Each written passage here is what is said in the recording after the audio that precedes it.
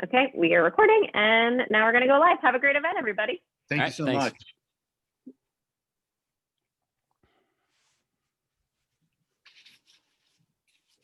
Good evening, and welcome to tonight's live online author event with Greenlight Bookstore. I'm Katie from Greenlight, and we're excited to welcome you to our online event series, Squawkin Sports, hosted by Patrick Sauer and David J. Roth. For this installment, they'll be chatting with Pete Croatto about his new book, From Hang Time to Prime Time, Business, Entertainment, and the Birth of the Modern Day NBA. So you're in for an excellent time. Before we start, I just want to say a huge thanks to our hosts, Patrick and David, and tonight's featured author, Pete, for making this happen, and to all of you for showing up. Though we're not able to host events in our store spaces, our community of authors and readers is still here. We're grateful for your support and for the chance to make space for conversation and connection. Before we get started, there's just a few housekeeping things to go over. In your Zoom webinar tonight, you can see and hear the speakers, but they can't see or hear you. They can see that you're here though, and you can see a count of fellow attendees on the top of your Zoom screen. The exact location will depend on what kind of device you're using. You're welcome to post your comments and thoughts in the chat. That's a great way to show your appreciation for the author and to interact with fellow attendees. But if you have a specific question you'd like to have answered, please post that question in the Q&A module. You can find it by clicking on the icon that looks like two little speech balloons. We'll be pulling questions only from the Q&A to be answered in the later part of the program, so please make sure you're putting them there and not in the chat. We are recording tonight's event, so look for video or audio versions on our social media channels later on. And importantly, tonight's featured book, From Hang Time to Prime Time, is available for sale from Greenlight Bookstore.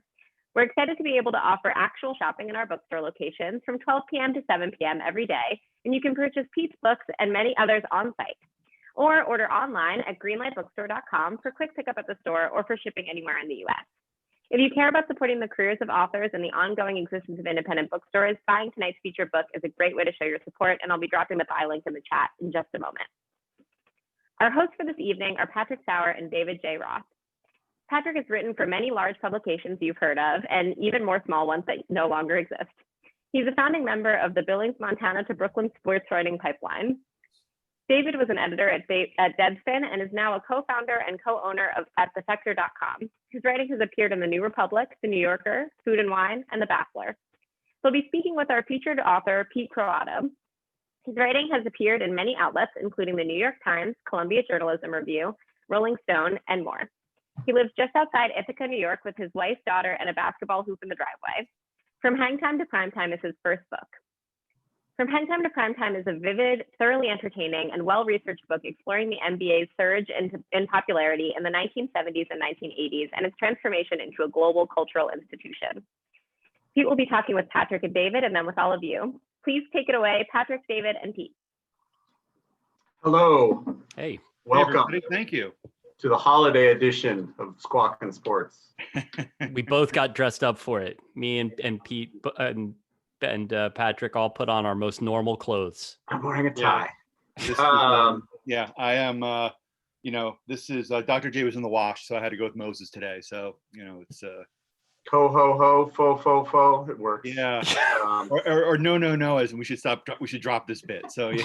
I can do 45 minutes of this. So I want to start by saying you could not have written a book that's probably in this show's wheelhouse better. As NBA lifers, all in our, I'm almost 50, but 40s and such. This book was manna. And I was curious, when you were writing, most of the books we've had on here are either sort of hyper specific to one kind of fan base, or they're about people you've never heard of. Your book is for if you know who Michael Jordan and Larry Bird and Magic Johnson are, this book will interest you. When you first started writing it, who's the audience in mind? I mean, is it as broad? Did you want it to be as broad as it can get? Because this touches on, so many baseball icons. That's a good question. That's a good question. Yeah, I didn't really have an audience in mind. I mean, I just wanted to write the best book about the, I guess, 14-year period. Here's, there was an audience. I'll give you an example. I mean, I grew up, I'm a giant sports fan, obviously, as you can tell by my distinguished garb. Your decorations and home decor and all that. Yes, it's sports bar meets Library of Congress. No, I'm a sports fan, obviously, but my parents, who are both voracious readers, were not. You know, the joke that they tell a story about trying to buy me a baseball glove when I was like 5 or 6, and they had to ask the salesman at the toy store or the sporting goods store, like, what hand the glove goes on. You know, my brother is a really talented writer. He wrote for Mad for many years. He's done stuff at the New Yorker.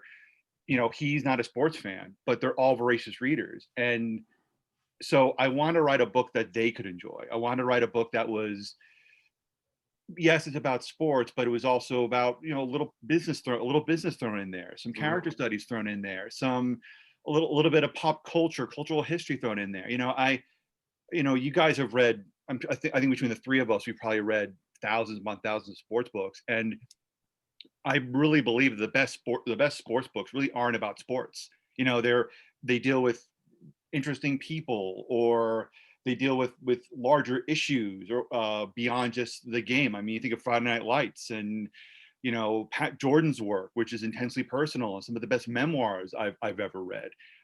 So yeah, I mean, I wanted to write a book that was going to, I guess, hit as many people as possible, but that didn't feel like it was a, you know, like a buffet. You know, I wanted to be something that, you know, if you're a basketball fan, you maybe got something deeper that you didn't know before. But if you're a fan of just good nonfiction, you're going to be able to dig into this and hopefully come out the other side having learned something and maybe having enjoyed it a little bit. So yeah, that's kind of how I went about it. So there's a lot in this book. It is, as you had observed in a email correspondence of ours, a physically large book, not very heavy. You could read it on a train or a bus if you were somebody that was still taking trains and buses. You can hold it in one hand if you have to. Yeah, seriously, maybe for a long stretch. If you're a bathtub reader or somebody that reads in a jacuzzi. But it is, for as big as it is, it is also like sprawling in terms of, there's hundreds of people quoted in it. Yeah. So how many people, you don't need to just, the big number is impressive and you're welcome to say it if you'd like, but how, after talking to as many people as you did, were you able, or did you work to kind of like funnel it down and make it all make sense? Oof. That's, I mean, I'll show you. Hold on. Is the dry erase board, does that have anything to do with that? The dry erase board does have something to do with it. I would keep a tally of who I talked to, and there's a number up here of just like in the American President. You remember when they pull off the numbers to count down to the crime bill, whatever it was. It was just a number of who was up. But here's what I did. You brought Annette Benning to the program. Yes, Annette Benning, ladies and gentlemen. She's in my basement workshop. We love her. Do we love Annette? Yeah. You used file cards? Yeah, I used no cards. Good for you. And I just very analog. Yeah. I mean, here's what I mean. That's a really good question, David. And I'm not just saying that in the cheesy talk show way. Like, oh, that's a good question. Well, it was the thing that I was most curious about, because as I was sort of reading it, there was one bit that I was reading the other day where I was like, this dude definitely fucking talked to Paula Abdul and got this quote. Like, he called her on the phone and he talked to her about the Laker girls, and it wasn't something from a story. Yeah. Paula wouldn't talk. Paul. I tried to contact her. Okay. All right. She didn't, through an intermediary. She didn't respond. But MC Scatcat emailed you back. MC Scatcat answered a few of my email questions, and then unfortunately he passed away. R.I.P. My God, what a year! Not actually. Don't do it. But so you didn't talk to Paula Abdul? No, I didn't talk to Paula Abdul. I did talk to Diane Cannon, but potentially tasted joke aside. My apologies. What I would do, you talk. Here's a very simple way of how I did it. You talk to all these people, and then basically the story just is like in your bones. I worked on this for 11 months as reporting and researching. And it was at that point, it's almost like it's just with you. I don't know how else to explain it. It is just with you. And you just have all these things in your head, all these bullet points you want to get out. So what I did was, over a couple of days, I went through my notes and just went through everything that was in my head that I wanted to get out. I just broke it down to categories and note cards. So when I'm writing, and each of these tabs here was a chapter. So a thought or an observation of something that someone said was categorized. and there we go. So let's start. I'm looking here. So I have VHS. So yeah, these are all jumbled around because it was just, writing a book is never an organized thing. You finished the book. You can jumble them around. Yes, I did. Yeah. I can edit, and I can also leave out tasteless jokes of. You're good. Don't worry about the joke. But yeah, that's how I did it. I mean, again, like I honestly think when you write something like this, and I mean, I love the NBA. I love. This was my dream project. So it had been stewing in my head for like 5 years. So it's just a matter of just getting everything out, organizing it, and then going through the notes and amplifying what was in here. And again, where I got this system from was, believe it or not, Steve Sable used to keep note cards. And when I interviewed Pat Keller. Oh no, you're frozen. That's terrible. So Patrick, would you like to talk about your sweater while we wait for Pete to regain Zoom function? This has never happened. It hasn't. We've had audio problems, but we never had a guy freeze in the middle of a thing. No, and for doing 13 of these, I would have assumed this would have happened many times. But all right, well, that's actually, so somebody made the point. We still don't know about the book. We haven't talked about the book. We talked about the undertaking of it. Should we, while Pete is logging back on, presumably, Patrick, do you want to just top line this one? Yeah, so everybody knows what it is? Sorry about that. Usually there's a reading, but. Right. We didn't do the reading because we wanted to, we had a lot of questions we want to get into, but basically it is the story of how the NBA went from the 70s, where they weren't even prime time at all. The tape delayed game 7 famously in 1980 when Magic went off on the Sixers. And they were a league that the ABA had some fans in certain towns, other towns they were always broke. There was drug problems. They had the same race dichotomy that the NBA's always had. And then you flash forward 20 years and they're just a global behemoth. And Pete's book covers all the different reasons why, from the spread of cable television, the import of international players, but not in the way that, like, you've probably heard, the 92 Dream Team was such a global sensation that all kids all started playing basketball all over the world.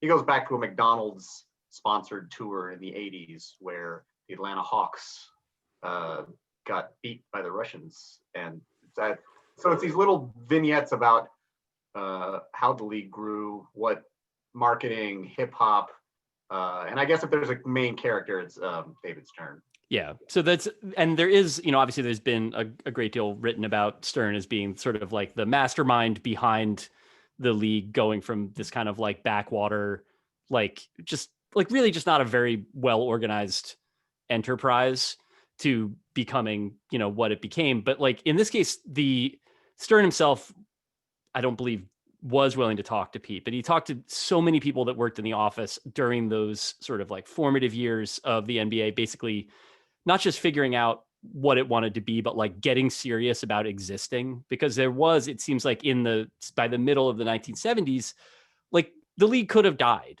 Like there were still people that cared about basketball, but it was not in a good place business wise. And it was not like really a part of the culture in any way. And so the speed and the sort of breadth with which it was able to make itself not just, first mainstream and then sort of ubiquitous and powerful in the way that it became is like, I was alive for it, as was Patrick. Like this is the sort of thing that we, I guess, witnessed it. I didn't really sort of notice it, like it was just kind of a thing that I, in my sort of childish way, noticed that I was getting more and more into without really quite interrogating why. The chapter that really hit for me was the spread of VHS tapes. Yeah, like those NBA produced highlight reels or blooper reels. I mean, the bringing back Frank Layden as he comments bloopers and what have you. But the trading of VHS tapes was like 13, 14. When I was 13, 14, that was gold. Yeah. Like and so that, like it being like sort of an underground enterprise, but then also hang on, we're checking in with Pete. going on. If you can't make it back, we'll just bail. We don't need to tell you all about the book necessarily. Or Patrick and I can just sing some carols or whatever. But yeah, that element of it, the sort of like the creation of a fan base that was like passionate about it in the same way that people were passionate about like underground cultural things, was very sort of like, it was interesting again, like as something that I lived to sort of see how that came up and how like that was created from the grassroots. I thought was sort of fascinating. Well, and their willingness to try, you just think of sports as, I mean, I know the NBA has a reputation of being more socially conscious than other leagues, and it's definitely more of a urban city game than some of the other the NFL or baseball, but they're still billionaire owner conservative, at least small C types. But it seems like when Stern kind of had carte blanche and he just hired a bunch of young people who were willing to work 80 hours a week, but do whatever. So they tried throwing whatever they could. Most of it seemed to have worked, but there's the point where they sort of start unifying the marketing. So now your team doesn't have a cow milking contest at halftime. Yeah. The small timiness of it, when that was something that I was not around for, that you might remember better, but there was a lot of this, like, this is something that continually sort of made my jaw drop throughout the book, is that like a lot of the things that he talks about, those sort of the Salem Sports, the caricature t-shirts, where it was like big heads, Barkley big head. Yeah. And it looks like the caricature that someone draws for you at like, in the park or in like Times Square or whatever. And then you wind up paying somehow like $40 for, but it would be that, but it would be like Larry Bird or like Mark Aguirre or whatever. Those things like defined, you don't want to say fashion because it was middle school boys, but it was like a big deal when I was young.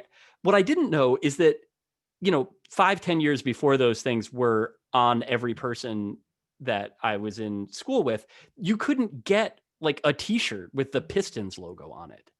Yeah. And the Larry Bird one was just like some guy drew it and they gave it away at halftime. Like it was, so that, like, do you remember a version of the NBA that was like that rinky dink? Not quite, partially because, so anybody who's new to the show, my mom is from Philadelphia, so I'm a lifetime Sixers fan. So Dr. J, there's like three teams that were kind of above all that: the Celtics, Lakers, and Sixers. So the Sixers had some juice even when I remember like late 70s, early 80s, in a way. I think if you were a fan of the Hawks or whatever, did not like. But I do remember, and second thing, if you're new, I grew up in Billings, Montana. They used to play a couple of preseason games in Billings every year. Seriously? How did that come to pass? It was usually the Jazz and the Nuggets, maybe the Jazz and the Nuggets. And the only way I can think that it happened was because we had both of those local feeds. But you're not all like small tiny stuff. Like they're not within 1,500 miles of both of those places. So they would just drag a bunch of NBA guys on a commercial flight to Billings to play an exhibition game in front of 3,000 people, maybe in like a college gym or like what? We had like those sort of tiny 10,000 seat arenas. Like everything is there. Motocross. I saw Whitesnake there. Yeah. All right. So it was for big time acts. Yeah, the big events. Yeah. Home of the Billings Bighorns hockey squad. But that's like the idea of the NBA being that small time, like even just no disrespect to Billings, of course, it's not a very large city and it can't be that huge or significant a market for a team with a national brand. Yeah, but also not a basketball place. No.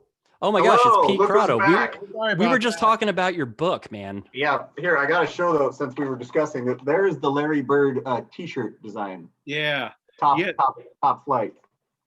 So my apologies, guys. We blew a fuse, and suddenly it was just, it was like the Raiders. Fucking it. I'm sorry to hear it, but I'm glad you're back. Glad everything's good. Happy to be here. We were doing our best to explain your book. We laid it all out. We didn't really need you, it turns out. All right. Well, then I'll see you later, guys. Yep, bye. Terrific. Have a great one. So when we left off, when David raised a good point. about all the people you interviewed also, but this is like to bring, get the full Roth. This is really to remember some guy's book. Yeah, it really is. The lifestyle. I made a joke on Twitter about Mark McNamara, Sixers champion Mark McNamara, and there he is. There, Mark McNamara shows up. There's a lot of Mark McNamara. I mean, I'll tell you, I'll give you some of the guys that I spoke to. Some guys, Wayne Cooper. I think he's definitely a guy. Yep. Blazers big man. Blazers big man. Who else was a guy? I'm trying to think. Jeff Ruland, I think, can be qualified as a guy. Well, he made an all-star team, didn't he? He made a couple all-star. A couple of all-star teams. Let's see. Who else was a guy? I'm trying to think. Who else did I speak to as a guy? I mean, there's a lot of like stars. Like Rick Barry is not a guy. Rick Barry is a Hall of Famer. No, Rick Barry's not a guy, but Wayne Cooper is a guy. Yeah. He's a legit guy. Roy Hinson, sorry, Patrick, he's a guy. Roy Hinson is a guy. Yes. Nets icon. Jeff Ruland and Roy Hinson we're going to talk about. How did you decide which players to reach out to? Because it's obvious there are stars in there, but there's also some, what's his name? Not Ron Carter, but there's like a Lakers guy who was like a bench dude on some of the Showtime teams. It was, why am I blanking on his name? It's not Ron Carter. Oh, geez, I should look up the book. No, but yeah, it's funny there are very specific reasons why I interviewed these folks. Roy Hinson I interviewed because he was one of the first spokesmen for Converse, believe it or not. Yeah. Reebok. I'm sorry, Reebok. He was one of the first like 4 or 5 guys that signed to Reebok, believe it or not. So I wanted to talk to him.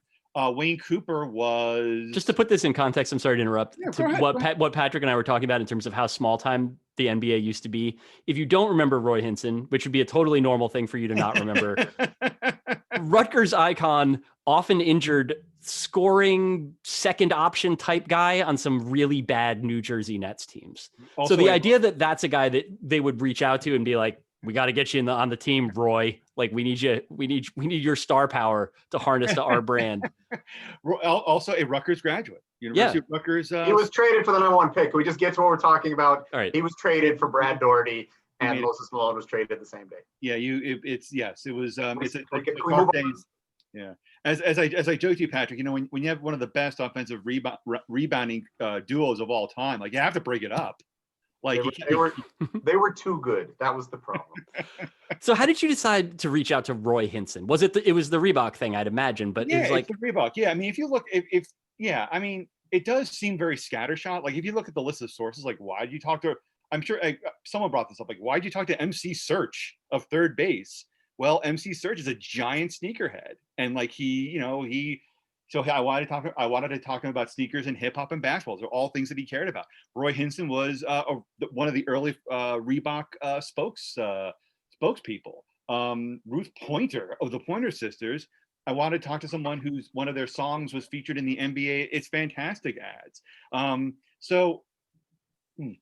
It may seem a little scattershot, like, yeah, you talk to Spud Webb. Well, yeah, there's a reason why. I like that there's a reason why I talk to these people. And the thing is, when you have like 11 months to report and research a book that I think is pretty extensive, like you have to have a good reason why you're talking to somebody. Like you just can't. As much as I would have loved to have just gone down like the rosters from like 75 to 89, there just wasn't time. So I had to be judicious about who I called.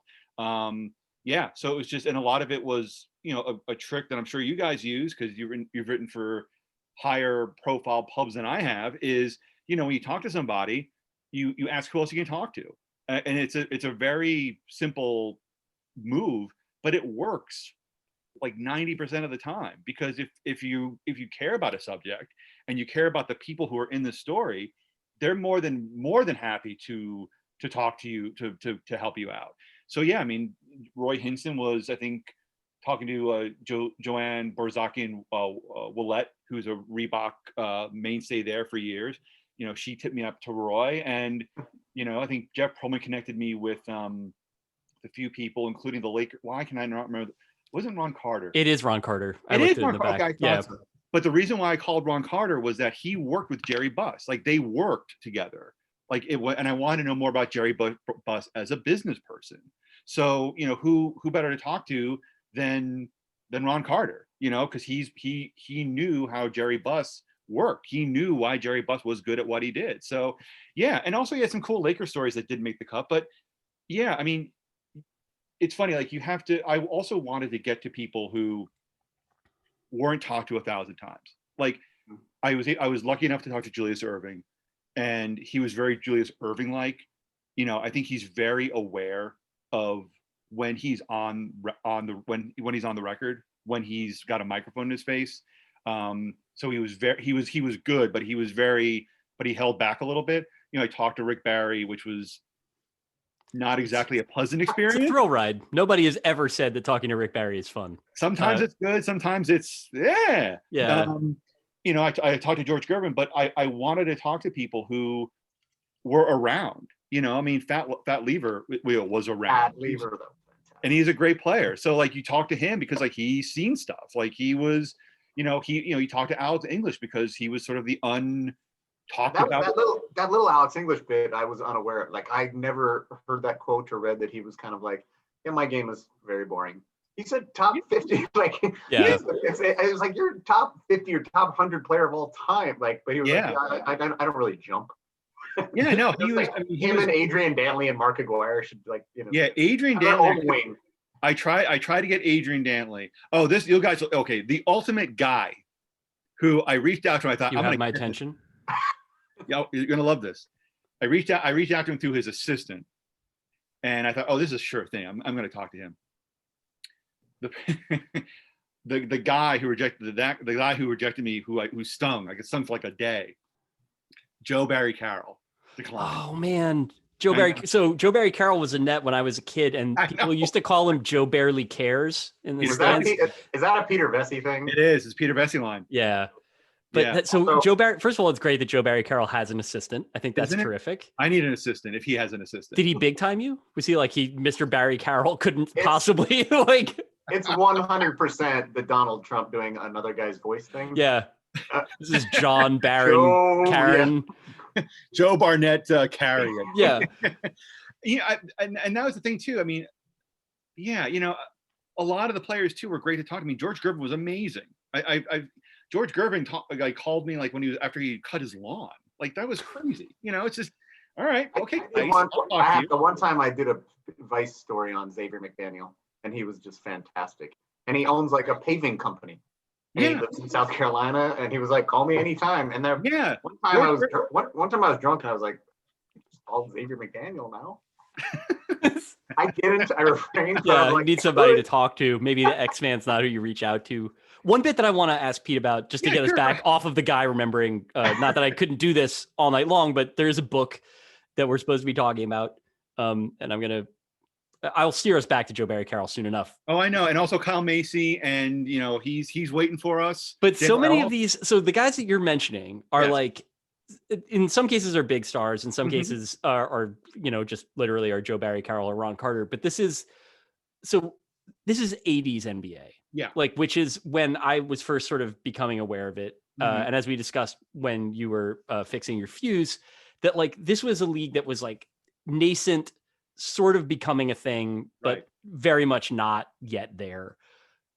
There's a story that NBA fans know about how it got from there to here. And it's mostly David Stern and Michael Jordan. Right. And I think that there's a lot in this book that points in that direction.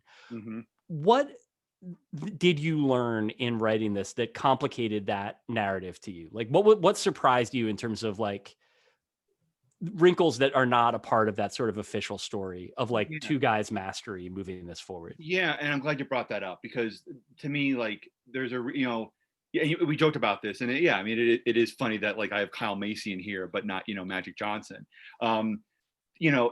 Though, to me, the NBA is more than just the players. The NBA's development or its ascendance is more than just David Stern and 3 or 4 tremendously gifted players who were at their apex. This is really I think a behind the scenes book. I mean, I don't mean that in a salacious like Kitty Kelly kind of way. I mean, I want to add, it's a great business book. I mean, I've done a lot of business writing and read a lot of business books, and historical ones can be pretty good. Like this is the story of the nation's hot dog, but like sort of, they all want to teach you a lesson. You could learn a lot about business from this book. And thanks, as much a business story, if not even more than a sports story. Yeah, and that to me is as I reported the book out, like that's what became apparent. Like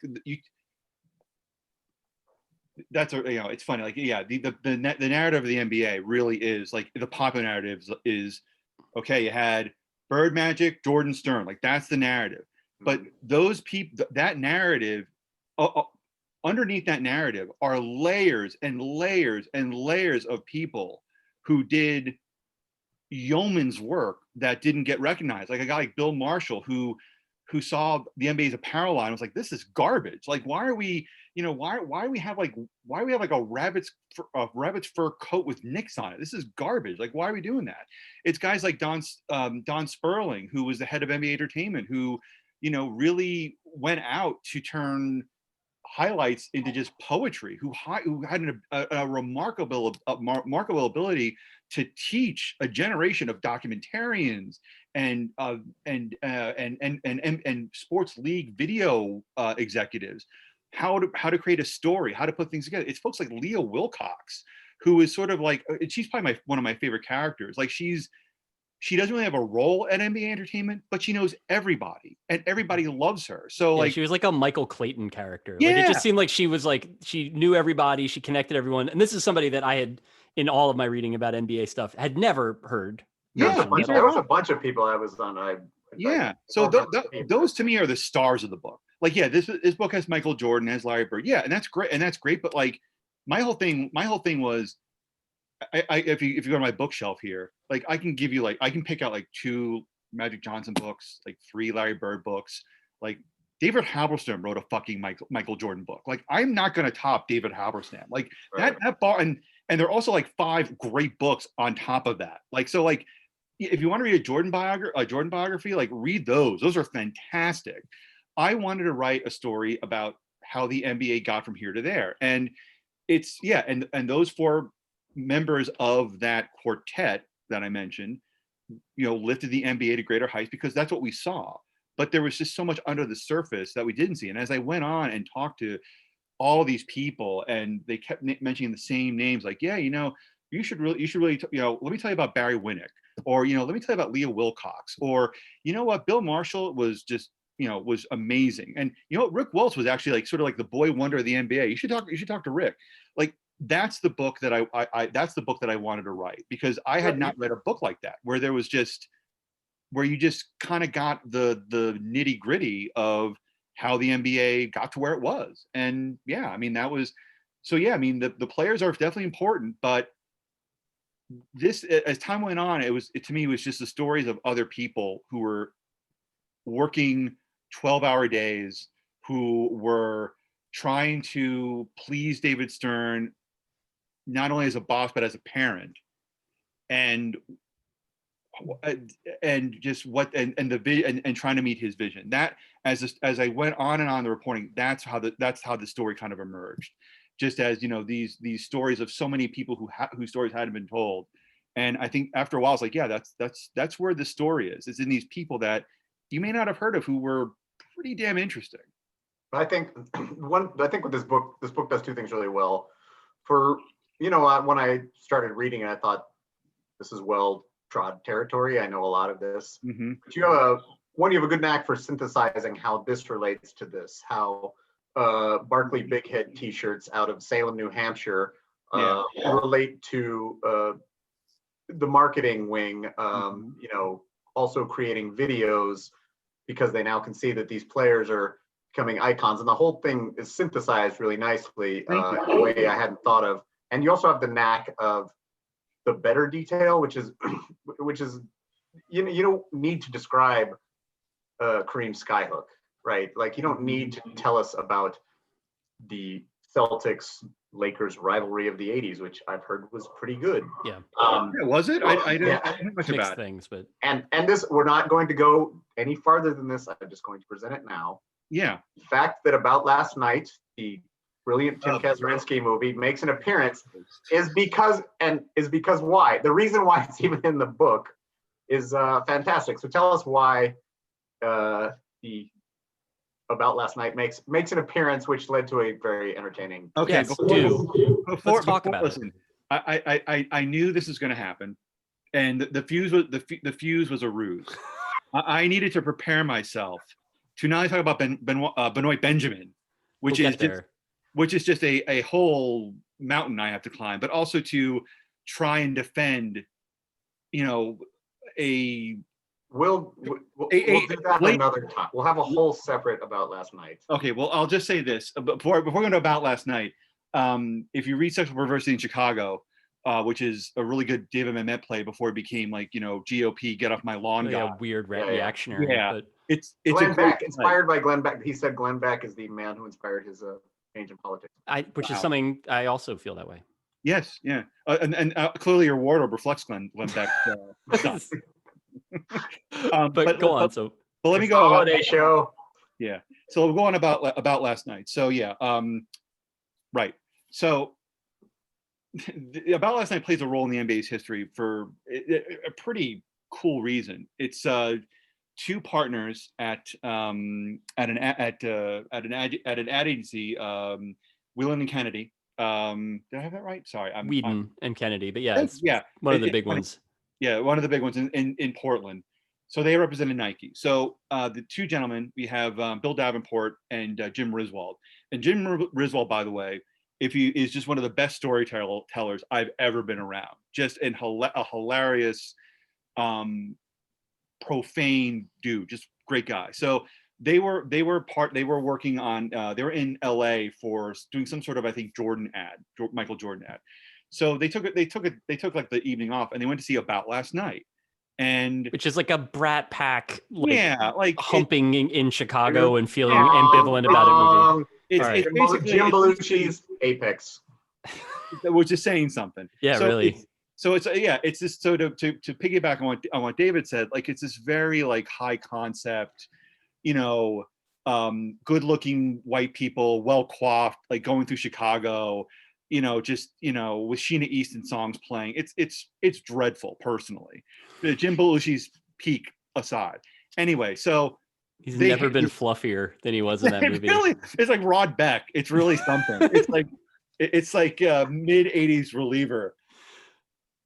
But go ahead. So they go see About Last Night. They go see About Last Night, which they hated. It was dreadful. But before that movie, there's a preview for a preview comes up, shot in black and white.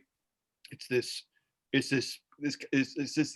African American guy who looks like he could be 15 years old, and he's hawking tube socks, 3 for $2. Like he's just hawking tube socks, and then he interrupts, says, "Yo, like check out my new movie. She's got to have it."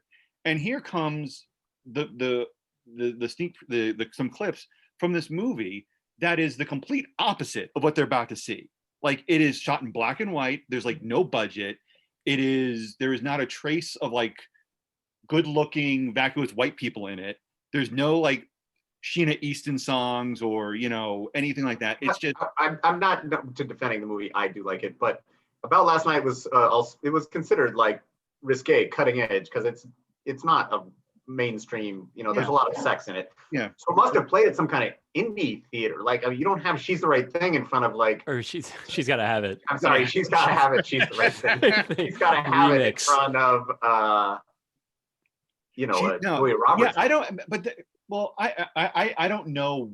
I should have asked where they saw where they saw it. But I guess I don't know. But so that's basically how they discovered who Spike Lee was. Yeah. So they see. So they see Spike Lee, right? And they see it, and they're just blown. Like this is like it's like a reverse Oz. Like instead of everything being thrown to color, it's just like, what is this thing? So once they're back in Portland, they go see the movie, and it's like they're just into this. Like it's Spike Lee's. I think it's his first full length feature, and for anyone who hasn't seen it, it's great. It's inventive. It is real. It's just it is charmingly low budget. Like it is extremely well done. It is extreme. It's real. As a resident of Fort Greene, I would say if you'd like to see what Fort Greene used to look like. Yeah. Right. So anyway, so they're watching this movie, and there's a scene, which is a now famous scene, where where Spike Lee's character Mars Blackman is having sex with his dream girl Nola Darling, and aside from being so he's having in the movie, Mars Blackman is Jordan freak. Like he loves Michael Jordan. Michael Jordan's his universe. So when he finally gets a chance to fuck Nola Darling, like he's wearing Air Jordans. And Bill Davenport and Jim Rizzo are like, holy shit, like look at this is perfect. So almost immediately Jim Griswold just starts like writing a script that becomes the Spike and Mike ads. It's it was one of those things where it was just everything just happened all at once. They were going to get Michael. That was obvious. Like, he's a client, so they're not going to he's not going to say no. And Jim Griswold was just a master at writing these kind of punchy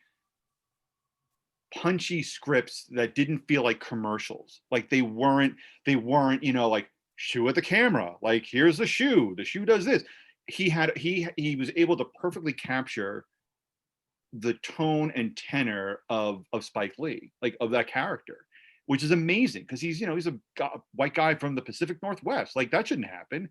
But he captured that. He captured it brilliantly. And the other thing they did was they hired Spike Lee, obviously, but they had him direct. And the set was very much like his movies. Like, it was a very indie kind of set. Like, not a lot of hangers on, very quickly done, in and out, very, just like an indie film. So you have Michael Jordan, who at that point is probably the most popular athlete in the world. You have this cutting edge filmmaker who is just entering his zenith, because he's, this is right before Do the Right Thing, which is amazing. Well, I went to see School Days based on those commercials. Yeah. And so I think I was probably 18. As an 18-year-old Montanan, School Days was a little over my head. Yeah. I didn't. Weren't ready for the go-go. So yeah, I mean, it was. So yeah, you have Jordan, who's just this charismatic, good-looking dude who doesn't have to do much of anything. All he has to do is just dunk, just like roll his eyes. Spike Lee does all the heavy lifting, and it's perfect because it doesn't reek of trying to be cool. It doesn't reek of trying to co-opt a black experience or a black lifestyle. Like, I write in the book, like, there was nobody like rapping like, "Hey, my name is," or like a cute like white kid with their hat turned back. Those like Barney Rubble raps Yeah. from the cartoons. Yeah, like Fruity Pebbles that I'm here to say. Yeah, right. It was genuine. So there's something about this is in the excerpt that we ran at Defector this week too, that there's like, and it's unique. Mm-hmm. I think to this moment in time and this league, it is, I think, the only time that, and I don't think it's true of the NBA anymore either, that like during this period that you're describing, the NBA was legitimately cool in the way that cool things are cool. Yes, absolutely. That there was like a sense of it, becoming something in real time, that it was still small, but clearly going to be big, that there was like an energy attached to it, that once you are as big as the NBA is now, they're stuck doing the kind of like branded kabuki, robotic stuff that like the NFL does or Major League Baseball does. Yeah, you're absolutely right. So how, I guess this is like the idea of, I mean, this is not replicable. This is not like a business book that like you can, if you're the CEO of AT&T and you're watching this, you can't get from this book, you probably are, but like you can't get from this book how to make Verizon cool. Like, it's not in there, but like, how do you think, or like, I guess maybe just, it doesn't need to be your opinion as an author. Like, how did that work?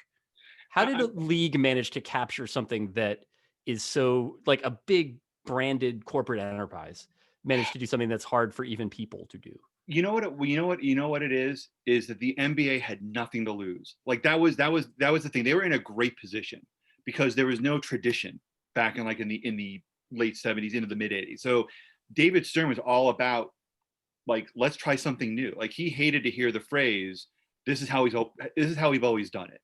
Like, he wanted things to be inventive. Like, you could go up to David Stern, like, at some point, just have an idea and be like, yeah, I want to try this. Like, okay. Like, those NBA It's Fantastic commercials. It was Paul Gilbert who was at NBA Entertainment and was at the NBA for a number of years, just going to David Stern and saying, like, how about I go to Madison Square Garden, just have, like, the celebrities just say it's fantastic. NBA action is fantastic. And David Stern was like, okay, sure. Like, there was nothing, like, right now, I think you alluded to it earlier, David. Like, now, if you want to be cool, like, if you're the NBA or any of the major sports leagues, like, it's just focus groups and like meetings. You're too big to be cool. It can't be done. Like Yeah. Verizon can't be cool. No, Like, no. the But NFL can't be. They can be pompous, No. like in the way that people can be pompous, but they can't be like, there's no scrappiness. No, but that was the thing. They had nothing to lose. Like there was no corporate like role model. It was just like whatever worked. Like, okay, so let's try and do these videos with players falling on their ass and great dunks. They got nothing to lose. Like so that I think that's what was.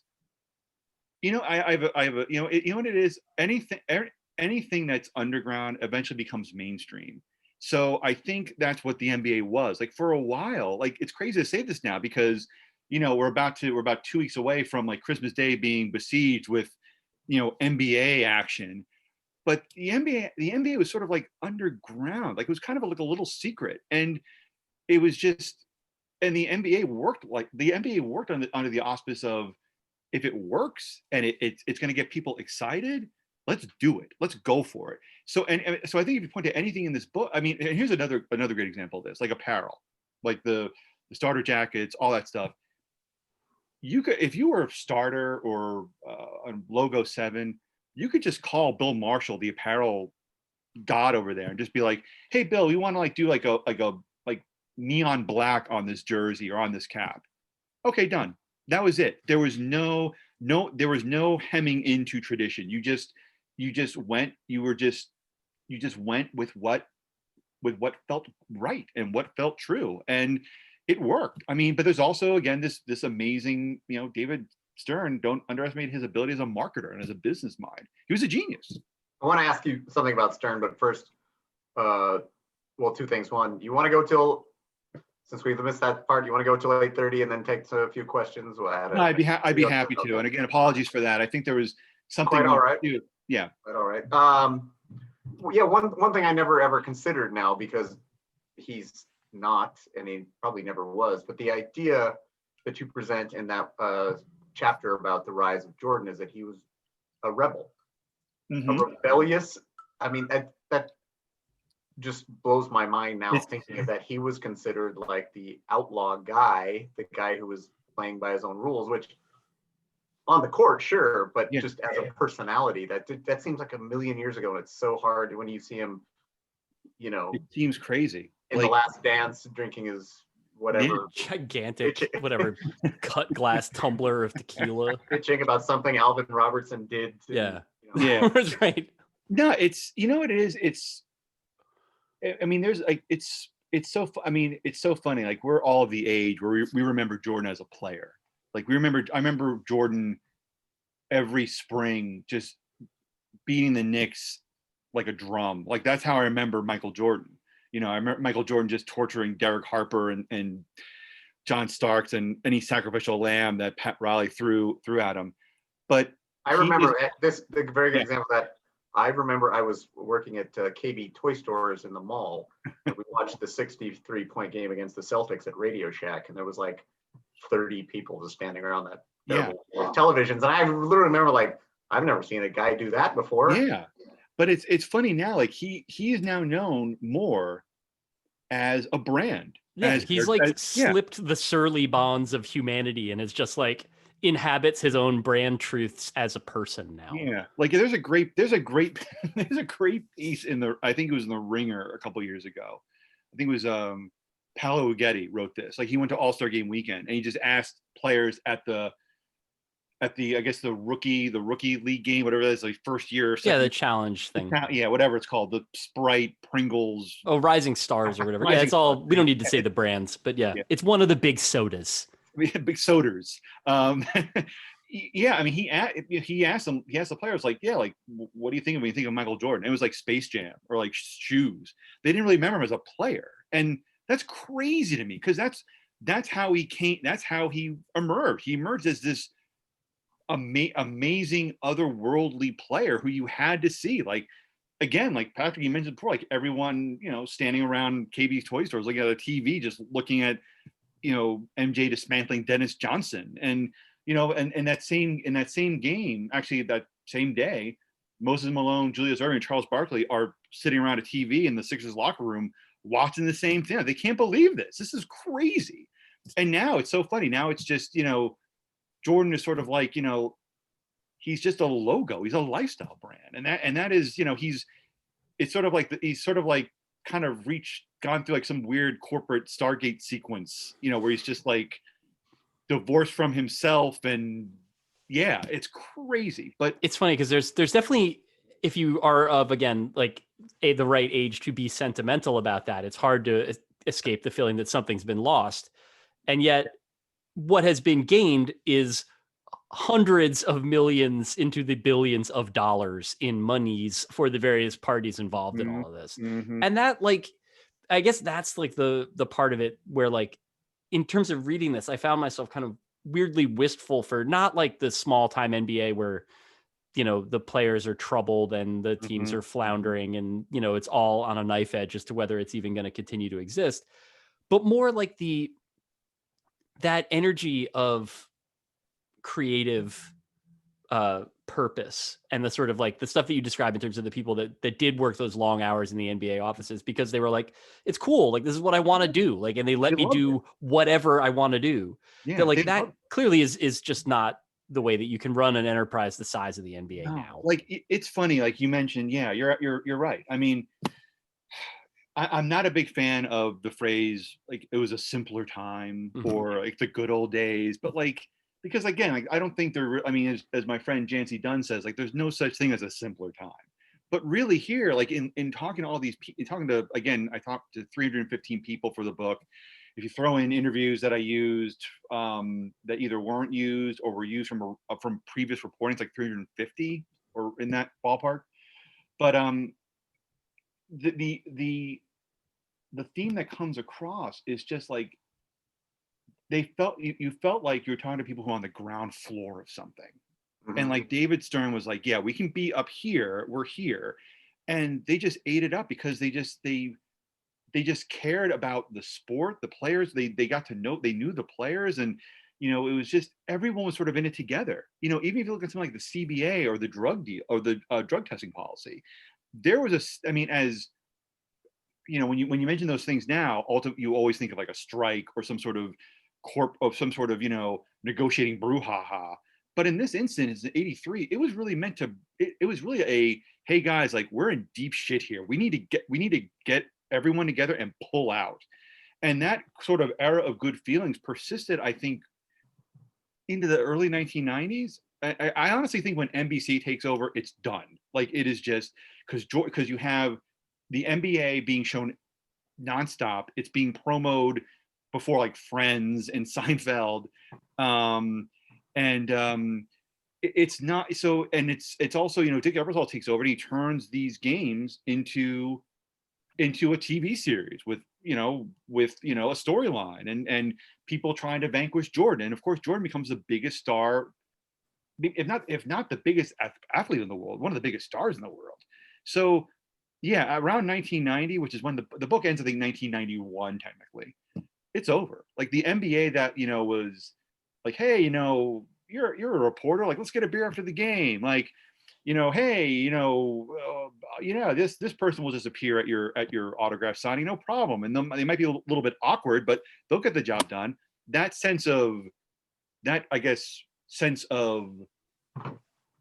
getting to know you, that I guess just an openness, like, that seems to be the thing that comes through with all of this, is how permeable it was for this brief period of time, that like you could get a meeting with the guy that runs apparel for the literal fucking NBA, like as just anybody, as like a couple of doofuses in New Hampshire selling caricature t-shirts. Yeah, exactly. And I mean, and they called them, like, they called Kyle Nagel, like, who was a co-creator of Salem Sports, were like, you have a license. I mean, that was a phone call. The phone rings, Kyle Nagel picks it up. It's the NBA. Hey, do you have our license? No. Do you want one? Do you want a license? That's crazy. That would never happen now. Like, the story that I love is I talked to a Frito-Lay executive named Dick Strupp, who was great. And again, like, the key, if any journalists are listening to this, like, you never get discouraged if like Magic Johnson or Kareem or Joe Barry Carroll won't talk to you. There are always people who were there who can give you a perspective, who can tell you how it was. One of those guys was Dick Strupp, who's a great guy. I think he owns a minor league baseball team. So I found him, and I asked him, like, well, how did you get involved, like, with the NBA? So or dealing with the NBA. And he said, like, yeah, you know, it's a Frito-Lay, and like I got David Stern's phone number through like a friend who knew Tommy Heinsohn, and Tommy Heinsohn like told me to call David Stern, and he just called up David Stern. And David Stern's like, yeah, just come to my office. Like, we'll talk about, you know, a Frito-Lay sponsor. How many Tommy points did he get for that call? So many Tommy points. I think if it was Leon Poe, I think he would have gotten like 1,000. But it was. Let me say, we're gonna go a little longer because we had that break. If anyone has a question, send it now though, or we'll just talk for. Yeah, I'll stay whenever. I can talk Dick Strupp stories all day. So just. One other thing that I think about, you know, there's the old head, new head argument, which when the league was better, blah blah blah. It's very annoying. One thing about the 80s NBA though that is a little under discussed is the concept of team defense didn't really exist. You had a stopper and maybe you had a shot blocker, and then everyone else's job was to try to rebound and start the fast break. Yeah. So there was actually a free wheel, and then they weren't all big. It was like Barkley was big, but he wasn't like, he was like 6'5", you know. Yeah. And it wasn't until they figured out the only way to beat Jordan was basically, as you pointed out, the Pistons' bad boy reputation was a lot of marketing. Like they could score, they could play. Like it wasn't until they figured out, the only way to beat Jordan is to basically mug and check. And they really did, the game did slow down. But there was in the early, you know, I'd say almost all through the 80s, it was a pretty freewheeling game with the world's best athletes in a way that also fed into all of this. Like they weren't selling a product that wasn't great. I mean, if you want to say there's something off about it, it's that if you were a Cavaliers fan, you had nothing. You're like, teams never changed. Right. But on the whole, it was really good. It wasn't 70s ABA, but it had purpose, but there wasn't team defense. They had not figured out the concept of all of that. It was like, you're the guy, Bobby Jones, Michael Cooper. Yeah. Exactly. And then everybody else rebound and get the ball out. Let's score. No, I mean, the thing that I love about, I mean, you're absolutely right, Patrick. What I love about, and again, I'm since I have no life, I'm frequently watching 80s NBA clips. I'm not. No. I think it makes you cool. But the thing that I love, and I just watched with on the Over and Back with the Over and Back podcast, which is great. We watched Game 5 of the first round Eastern playoffs with New York and Detroit. And what's amazing about watching that game is just like how there are so many ordinary looking dudes in that game, like guys that are tall, like, you know, 6, maybe you have to be somewhat tall to play basketball, but like in that game, Kent Benson is getting minutes, and Kent Benson looks like just like your dad. Like he's just like, you know, got a bad haircut. He's like, he's not in great shape. Like they're really, the 80s was kind of a transition period, no pun intended, because you have these great athletes coming out like Jordan and Barkley, like these just freaks who are just, you know, amazing. But like, I don't think but like nutrition and fitness, that hadn't really entered the fray yet. So you still have like a remarkable number of guys that just look like regular dudes playing like that. And that's really a big part of the appeal for me. Like there were so many like bangers in that era, guys that just looked like guys, bouncers, bouncers or construction workers. And it's so funny now, the concept of like a banger has changed. Like now like I guess Kevin Love is a banger, and like, but he's also taking a third of his shots from 3-point range and whatever, doing plyometrics so that he's like, I mean, you always see the jokes on social media about like Bob Cousy couldn't guard Kyrie Irving, and it's like the 12th man on the worst team in the NBA now is a much bigger physical specimen than even the mid 80s. Like that doesn't even exist at all. Yeah. The most jacked person in that game footage in that Pistons Knicks game was Vinnie Johnson. Vinnie Johnson is just like, it built like a chimney. Yeah. And everyone else kind of looks like a little bedraggled, like a little, like they're just like, they're really like you can just tell like they're really pushing it. And yeah, now it's all about fitness. Like these guys are just going at it 24/7. And you know, for the money that they're paid, I kind of think that's like the way that it is now. Like, if you're this is what happens to leagues is they sort of optimize themselves. You know, that in this case, it's like you wrote about this period where they had not yet crossed that sort of bar to the idea of like even thinking about it as like a rational thing that could be refined and made ever more efficient in the way that, you know, everything kind of is. Like this is them fighting for dear life and winning. Absolutely. Like there's yeah. Actually, somebody commented, Gretchen Van Esselen, I hope I said that right. Michael Jordan never lifted weights until he saw a late 1980s Bird at the gym lifting weights to help his back. Yeah, so that's what 5 years. He's in the league probably 4 or 5 years before he even picks up a weight. That's and Tim Grover, I think, was like in the 90s when he finally met him, and then, you know, it just it's you know, but to piggyback on your point, David, like I mean, there wasn't enough time like to kind of look at like specifics and like like those kind of like insights. Like you just had to survive. Like, you know, you're just trying to get through the day. I mean, so I mean that now I guess, you know, it is when you have money, and I'm thinking of someone who has none of it. Yeah. But when you have money, there's you have more freedom to indulge. You have more freedom to try things. You have more freedom to, you know, to expand beyond just like getting to the next day. And the NBA is, you know, it's like all these major sports now. It's all based on, you know, it's you know, being in the league is like, it's just a life unto itself now. It's just like, this is where we are, this is what we do. And I mean, it's again, you don't have to be nostalgic to understand you can't recapture something. Like, I mean, that's the problem. Yeah. Like, you can recognize that was a time, and I'm glad I was a part of it, because it's also, you know, it coincides with the rise in hip hop, and you talk about our mutual friend Curtis Blow, and then, you know, and then a few years later you've got like Public Enemy, and and you know, it's a the parallel is great, but it can only happen once. And no, this was really, I mean, it's funny. I've said this a few times, and I truly mean it. Like, it's to talk to the people for this book, not sadly not the Joe Barry Carols, you know, not the, you know, but to talk. Let's see. I'm gonna get. What's the over/under on Joe Barry Carroll references? I feel like we're at a half dozen right now, and I think we can get to a dozen in the next 5 minutes. This is the most he's been mentioned in a show since. This is the most he's ever been mentioned. Yeah. If we work together, we can achieve anything. We can achieve peak Carrollness. No, but in talking to all these, you know, talking to so many people, like especially in the NBA offices. There was just this sense that, man, it was like hearing people talk about college, or like that 2-year span where they lived in Brooklyn, or like they went abroad or something. Like, there was just something just special about that time. There was something that, again, these people were on the ground floor of something they knew was great, and they were just sort of day by day taking it to a higher level. And so it's funny, as I've talked about this book, and as I've, you know, kind of replayed the events in my head, it's really not my book.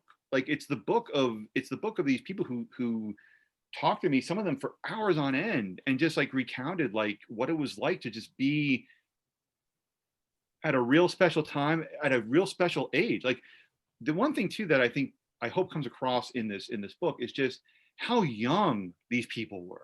Yeah. Like, David Stern, when he started as commissioner of the NBA, he was 41.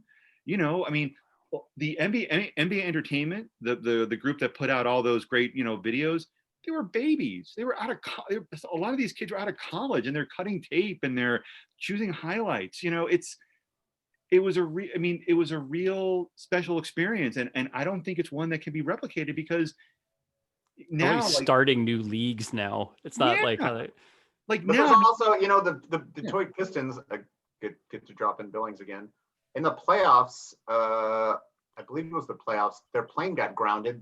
They were at the Billings airport for like 3 hours one night, and somebody I knew, by the time we got there, they were gone. Maybe it was only a couple hours, but this was when they were late 80s. They just hung around the airport for like the airport bar. Yeah, there's a funny bit actually, if you look in the chat, that the person who is not actually Gretchen, but mentioned that like there was a similar deal involving like Kevin McHale getting stuck at an airport. Like, the idea that these guys flew commercial period is hilarious. Like, all these dudes in their warm-ups just like walking through Newark Airport getting ready to fly to Salt Lake City.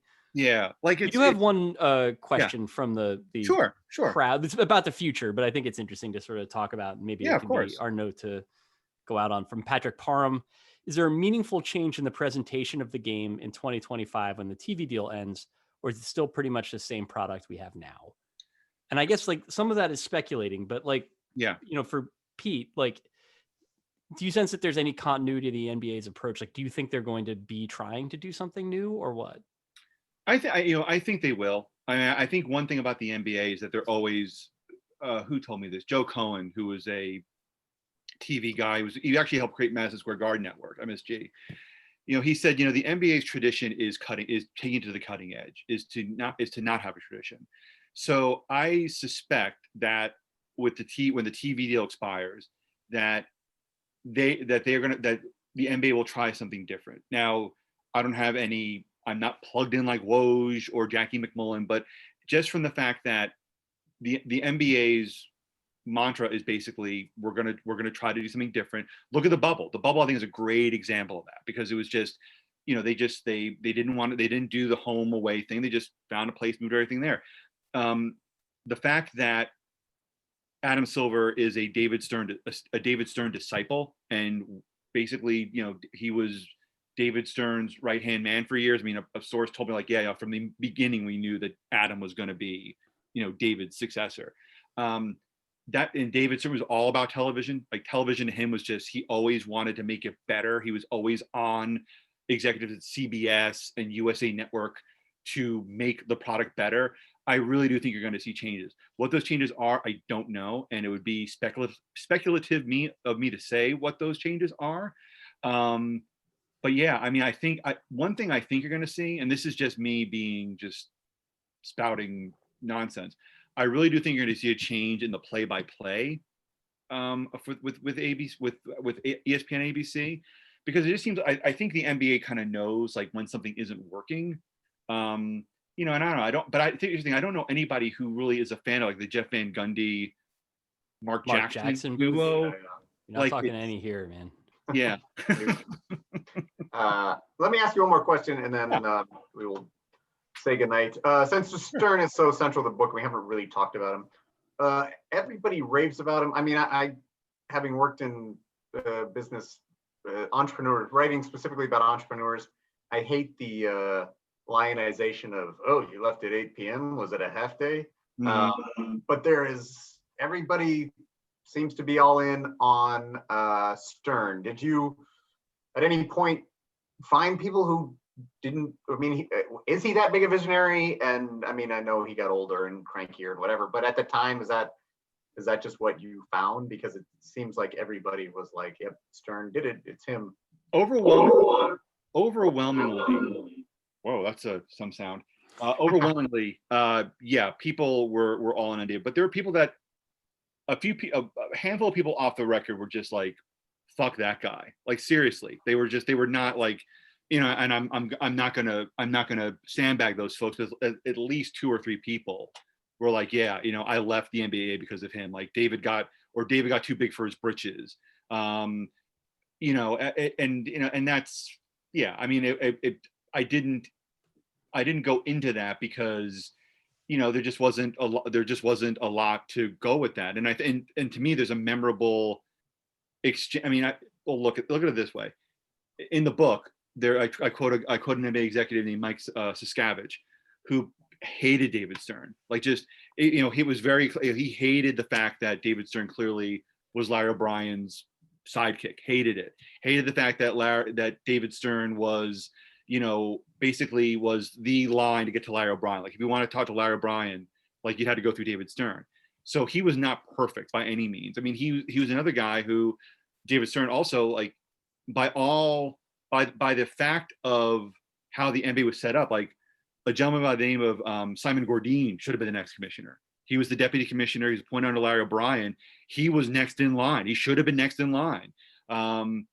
But Larry O'Brien hires David Stern, and Cy Gordine just gets pushed aside because it was because David Stern, I think, was not only Larry O'Brien's choice, but I think David Stern really wanted to be commissioner. He was extremely ambitious, and that did turn off a lot. That did turn off quite a few people. I suspect that if I had reported this book out to like the mid 90s, I think there would have been a lot more like, David Stern was just a dick. But the book ends for all intents and purposes in 1989. At that point, David Stern, I think, still wasn't David Stern. He was still it's when he shaved the mustache. Yeah. You actually can, I think, track it to that. Yeah. I that's the next book is the Great Mustache Caper. History of a Mustache.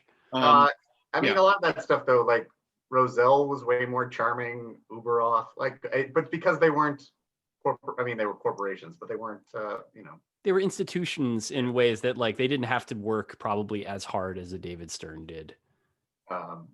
Yeah, I mean, that's the thing. I mean, reading about Pete Roselle. I mean, look, with Pete Roselle. Yeah, I don't get the sense that Pete Roselle was like slaving away, and I don't know, with everything I read about Bowie Kuhn and the murderer's row of baseball commissioners that sort of just float on the grandeur of America's pastime. Yeah, I mean, David Stern had the NBA had to work harder. There was no choice. They had to work harder. So David Stern was a perfect example of that, because not only did he love the league, but he was just tireless in getting to where he wanted it to be. I mean, in the book I talk about this vision where it was just every part of the NBA working hand in hand to produce this giant monolith, for lack of a better term. So David Stern was just relentless about that. And yeah, I don't think Pete Roselle was the same way. I mean, Pete Roselle deserves all the credit in the world for getting the AFL and NFL to join forces and create this, create the modern day NFL, which is just a religion, basically America's sports religion. But David Stern, it's so funny. There is a lot of fable to him. There's a lot of the roll your sleeves up, let's get it done.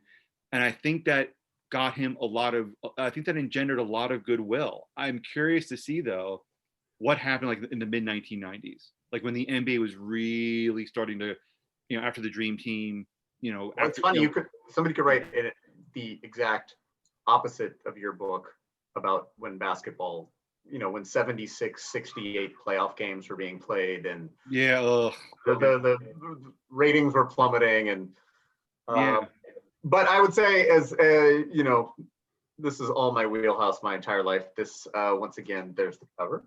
Yep. It's great, and it captures the fun and the spirit. It's fantastic. Well said. I want to say the original title of the book. The original title for the book was "It's Fantastic," believe it or not.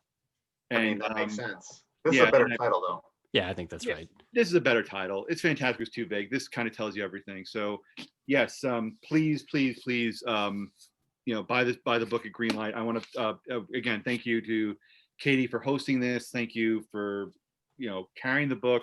David, Patrick, thank you so much for this. This was so much fun. If anyone has any questions, do we have questions? Or I don't think we do. Do we? There was one. Is there one more? No, he's just thanking us. I want to say one thing. Yes. We don't.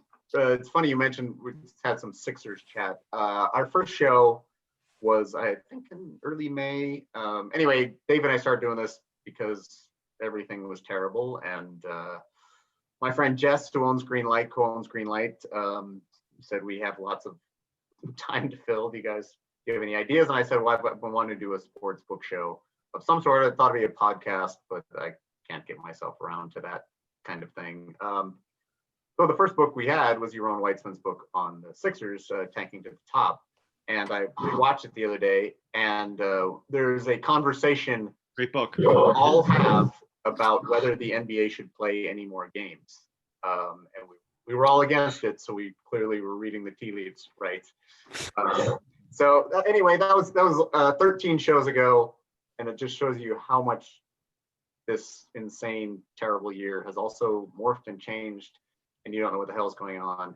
And I want to say, I know we don't have a giant following, but whoever showed up, if this is giving you any kind of break from all the other shit, at least I think we provided a spot for people who work really hard for a long time on books, and the books we've covered have not been, we haven't really done any of the celebrity big name, and it's been good to see.